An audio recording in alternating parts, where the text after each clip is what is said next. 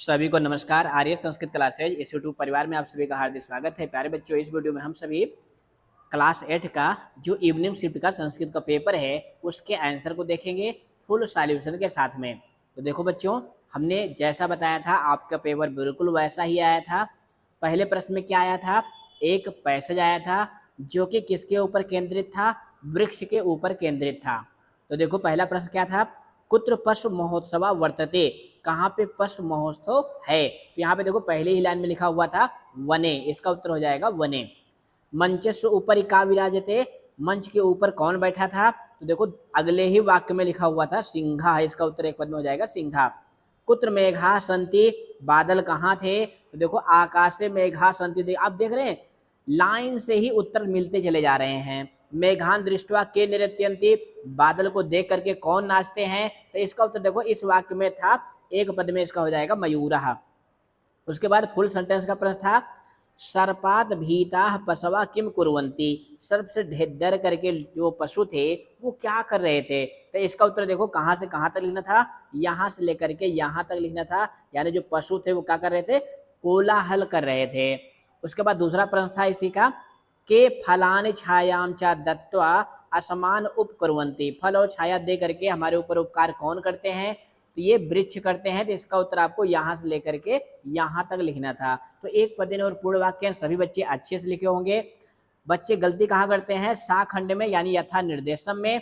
इसमें देखो जो फर्स्ट था इसमें पूछा गया था कर्तृपद, यानी इस वाक्य में सब्जेक्ट क्या था, तो सब्जेक्ट है सिंघः। दूसरे में पूछा गया था क्रियापद, क्रियापद यानी पठति पठता पठन्ति अस्ति अस्ता संति, यहाँ पे संति सही है, आपका खा वाला विकल्प सही है। अद्य वने पशु महोत्सव वर्तते, यहाँ पे अव्यय पद पूछा है तो अव्यय पद है अद्य। अद्य कैसा पद है, अव्यय पद है। उसके बाद इसके दाखंड में शीर्षक लिखना था, तो शीर्षक क्या हो जाएगा, वृक्ष देवः भी हो जाएगा, वृक्षा लिखे होंगे तब भी सही हो जाएगा। अगर कोई बालक सिंघा लिखा होगा तब भी सही है। तो शीर्षक में जो भी आप लिखे होंगे एक शब्द में वो सही हो जाएगा। प्रश्न नंबर 2 में एक छोटा सा चित्र आया था, गांव का चित्र था। तो हमने आपको बताया था मॉडल पेपर में कैसे वाक्य लिखने थे, जैसे सर्पः अस्ति, बालकः अस्ति। इसी तरह से कृषकौ और क्रियापद क्या लगाते, अस्ता। इसी तरह से आपको लिखना था, देखो सूर्य भी दिखाई रहता, सूर्यः अस्ति, गृहम अस्ति, धेनु अस्ति। इस तरह से आपने वाक्य लिखे होंगे। इसके अथवा के रूप में क्या आया था, मम परिवार, यानी परिवार के ऊपर 5 लाइन लिखनी थी, यानी 4 लाइन लिखनी थी। कुछ बच्चों ने इसको भी लिखा होगा।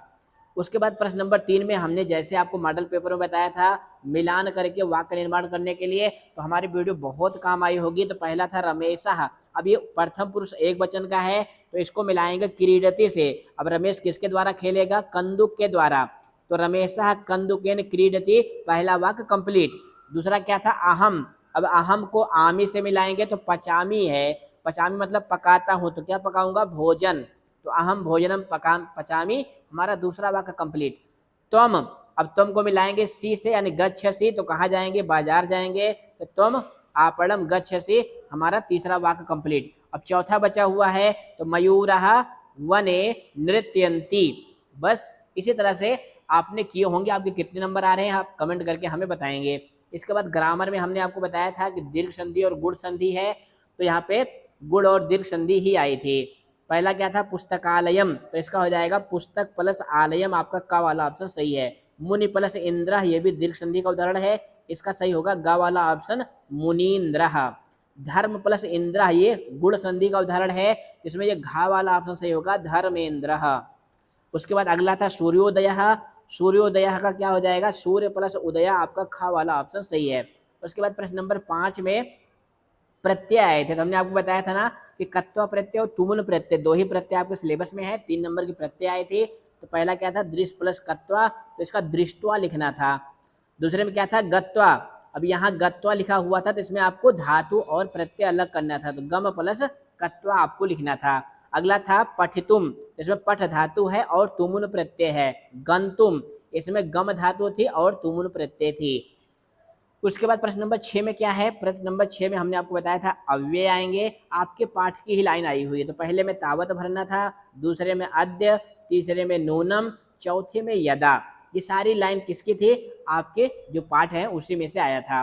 प्रश्न नंबर 7 में हमने आपको बताया था संख्या आएगी 1 से 50 तक। तो देखिए संख्या आई हुई थी 8 को अष्टौ, 45 को पंचचत्वारिंशत्, 27 को सप्तविंशति और 38 को अष्टत्रिंशत्। तो संख्या वाले प्रश्न लगभग लगभग सभी बच्चों के सही गए होंगे। उसके बाद प्रश्न नंबर 8 में क्या आया था, शब्द रूप भरने के लिए आया था, ये भी पाठ की ही लाइन थी। तो पहले में भरना था सह, दूसरे में खर नखरः, तीसरे में वयम और चौथे में मानवाः, क्योंकि यहाँ पे विरमंत क्रियापद था। इसके खा खंड में धात रूप आया था। तो पहले में देखो क्या होगा, रमहेशः, ये प्रथम पुरुष एक वचन का करता है, तो क्रीडति सही होगा आपका का वाला ऑप्शन। मयूरः वने, अब क्या हो जाएगा, नृत्यंती, क्योंकि यहाँ पे मयूरा हमें बहुवचन है, तो नृत्यंती सही होगा आपका खा वाला ऑप्शन। थर्ड में क्या था, वयम विद्यालयम, अब वयम है ना उत्तम पुरुष बहुवचन का सब्जेक्ट है, तो गच्छामः सही होगा, ये वाला सही होगा। चौथे में क्या था, इवाम, ये क्या है मध्यम पुरुष द्विवचन का है, तो आपका पठता सही होगा, ये गा वाला ऑप्शन। 100% सही सही उत्तर बता रहा हूँ, आप अपने गुरु जी से भी पूछ लेना।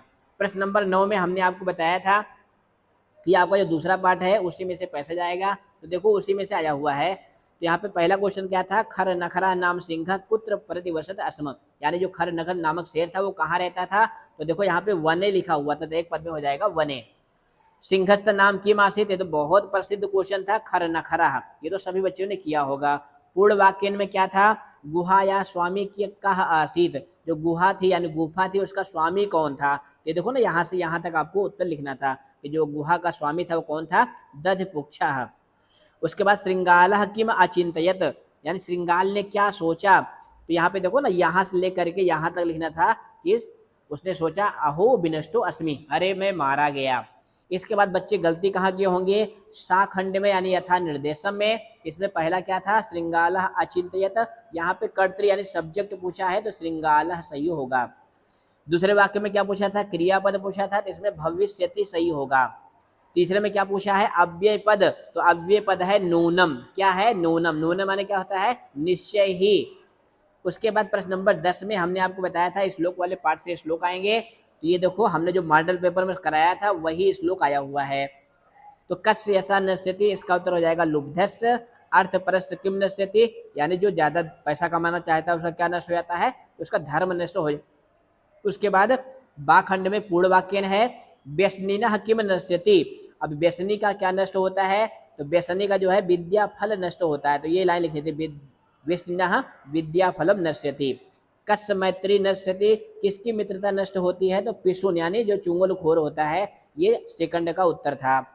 अब इसमें भी साखंड में ही बच्चे ज्यादा गलती करते हैं। देखो पहले में क्या पूछा था, लुब्धस्य में विभक्ति पूछा था, तो अस्य मिल गया यानी षष्ठी।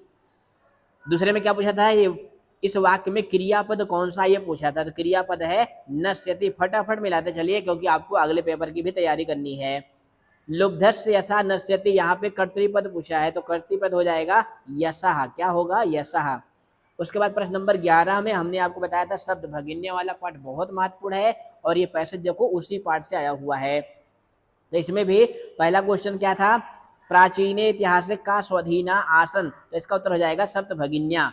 दूसरा था एते साम्राज्यानां पुनः किम विहितम, तो देखो यहाँ पे लिखा हुआ था ना ये वाक्य, तो एक पद में इसका उत्तर हो जाएगा संघटनम। पूर्ण वाक्य प्रश्न था, पुष्प अस्तबक सदृशानी सप्तभगिन्या कुत्र विराजन्ते, यानी फूल के गुच्छे के समान जो सप्तभगिनी राज्य है ये कहाँ पर विराजमान है, तो इसका उत्तर आपको यहाँ से लेकर के यहाँ तक लिखना था।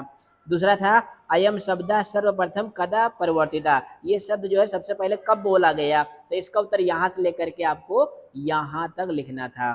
तो एक पदेन और पूर्ण वाक्य सभी बच्चे कर लेते हैं, बच्चे गलती करते हैं साखंड में। तो इसमें देखो क्या था, इस वाक्य में क्रियापद पूछा था यानी धातु रूप, तो हो जाएगा परिवर्तिता, आपका ग वाला ऑप्शन सही है।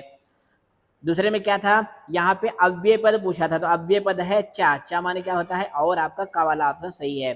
भारत वृक्षे अत्र का विभक्ति, इसमें विभक्ति पूछा था, तो विभक्ति कौन सी है, सप्तमी विभक्ति है, जैसे बालके बनता है विद्यालय बनता है। उसके बाद प्रश्न नंबर 12 में हमने आपको बताया था अव्यय आएंगे, तो श्लोक भी लिखा है अव्यय भी लिखा है, उसमें 3 रिक्त स्थान है, तो पहले में पाषाढ़ भरेंगे, दूसरे में हिंसा, तीसरे में सुदुष्कर्म। उसके बाद प्यारे बच्चों हमने आपको बताया था प्रश्न नंबर 13 में 2 श्लोक लिखने के लिए आएंगे, तो सभी बच्चों ने श्लोक लिखे होंगे, तो आपको कितने नंबर आ रहे हैं आप हमें कमेंट करके बताएंगे। नए हैं तो चैनल को सब्सक्राइब करेंगे, फिर मिलेंगे अगली वीडियो में। धन्यवाद।